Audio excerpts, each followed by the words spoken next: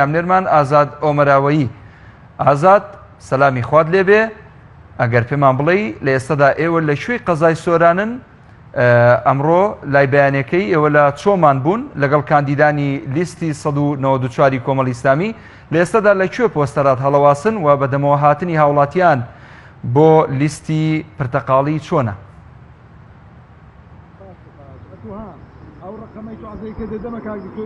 بەڵێ کاک مەحموود سڵاو لە تۆ و لە بینەرانی بەڕێز و خۆشەویست بێتن. دیارە من ئێستا لە قەزای سۆرانم لە مەڵبەندی هەشتی سۆرانی کۆمەڵی ئیسلامی کوردستان، وەک ئەبینن لێرە بەرپرسی مەڵبەند و هەروەها ئەندام و کادیرانی سنووری مەڵبەندی هەشتی سۆرانی کۆمەڵی ئیسلامی و بەڕێز مامۆستا مەڕوان گەڵاڵی کاندیدی ژمارە 2 لە لیستی کۆمەڵی ئیسلامی کوردستان لێرە ئامادەن.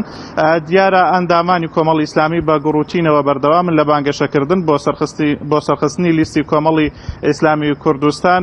شەو ڕۆژیان خستۆتە سەریەک بە گڕوتینەوە جیاواز لە جارانی ڕابردوو کارەکەن بۆ ئەوەی کاندیدانی کۆمەڵی ئیسلامی و لیستی کۆمەڵی ئیسلامی کوردستان سەر بخەن. من بۆ قسەکردنی زیاتر ئەسمە لای میوانانم بۆ ئەوەی زانیاری زیاتر لەوان وەربگرم. سەرەتا ئەسمە لای بەڕێز مامۆستا مەڕوان گەڵاڵی کاندیدی ژمارە 2 لە لیستی کۆمەڵی ئیسلامی کوردستان. مامۆستا مەڕوان دیارە ئێوە بەردەوام بانگەشە بۆ لیستی کۆمەڵی ئیسلامی کوردستان دەکەن، لە ئێستادا پێشوازی هاوڵاتیان چۆنە لە لیستی کۆمەڵی ئیسلامی؟ بسم الله الرحمن الرحیم. سەرەتا زۆر سوپاس بۆ ئێوەی بەڕێز و خۆشەویست و دەستخۆشیتان لێ دەکەم کە بەڕاستی توانم بڵێم کەناڵی پەیام و برایانمان لە پەیام لە هەموو شوێنەکان وەکو سەربازێکی نادیار کاری جوان دەکەن و دەستخۆشیتان لێ دەکەمەوە. شان بەشانی هەموو تیمەکان ئەتوانم بڵێم لە هەموو تیمەکان ئێوە ماندووترن، دەست و چاوتان خۆش بێ و سەرکەوتوو بن. ئەم لێرەوە بە پێویستی دەزانم کە سوپاسی زانایانی ئاینی و سوپاسی قوتابیان و لاوان و گەنجان و خوشکانی بەڕێز کاسبکاران سەرجەم چین و توێژەکانی کۆمەڵگەی کوردەواری خۆمان بکەم بە تایبەتیش لە دەڤەری سنووری مەڵبەندی هەشتی سۆرانی کۆمەڵی ئیسلامی کە بەڕاستی ئەتوانم بڵێم باریان سوک کردوین و هەر شوێنێکی کە بۆی دەچین پێشوازیمان دەکەن و دەستخۆشیمان لێ دەکەن و ستایشی کۆمەڵی ئیسلامی دەکەن لەسەر هەڵوێستەکانی ڕابردوو.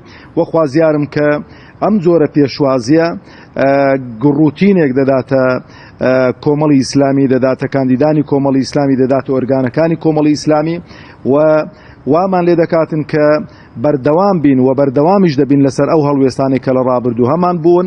وە خوازیاریشم کە لیستی کۆمەڵی ئیسلامی زۆرترین دەنگ بێنێتن کە بتوانێتن ئەو هەڵوێستانەی چەند قات کاتەوە لە پەرلەمانی کوردستان. وە خوازیاریشم ئەو چین و توێژانەی کە باسم کردوون بە گڕوتینی زیاتر پێشوازی لە تیمەکانی کۆمەڵی ئیسلامی بکەن.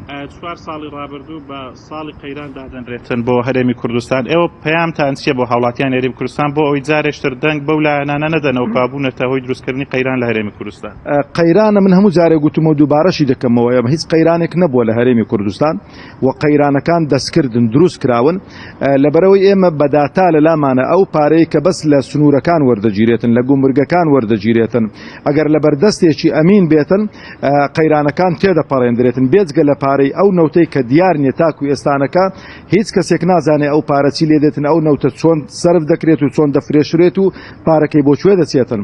ئێمە خوازیارین هاوڵاتیانی هەرێمی کوردستان ئەو 4 ساڵەی کە ڕابرد کە قەیرانیان بۆ دروست کردوون لە بیری نەکەن و ئەو وعد و بەڵێنانەی کە لایەنە سیاسیەکان بە تایبەتی لایەنی دەسەڵاتدار کە بە خەڵکی هەرێمی کوردستانیدا کە گوتی کوردستانتان بۆ دەکەینە شامی شەریف، هەمووتان هاوبەش دەکەین لەو نەوتەی کە لە هەرێمی کوردستاندا هەیە. خوازیارین ئەو بەڵێنانیان لەبیر نەچن، نەک جێبەجیان نەکردن. لە دوای تەواوبوونی هەڵبژارنەکان کەوتنە پلاندانان و پیلاندانان بۆ بڕینی موچەی هاوڵاتیان و موچەی هاوڵاتیانیان بڕی و ئارەقەی نێوچاوانیشان پێڕەوانە بینین. خوازیارین خەڵکی هەرێمی کوردستان ئەوەی لە یاد نەچێ و ئەو تۆڵە سەنەوەیش بەوەی دەبێتن کە بچنە سەر سندوقەکانی دەنگدان بوارنێڵنەوە بۆ خەڵکانێک کە ساختەکاری بکەن و تەزویر بکەن و لە جیاتی وان کە ئەوان نیگەرانن لە دەسەڵات نەچن دەنگ بدەن خەڵکێک لە جیاتی وان بۆ خۆ دەنگەکەی دەدات و ئەوانیش دەبێ بازەکەی بدەن. زۆر سپاس بۆ بەڕێز مامۆستا مەڕوان گەڵاڵی. بۆ پەیامنێرمان ئازاد ئۆمەراوەیی لە قەزای سۆرانەوە لەگەڵمان بووی.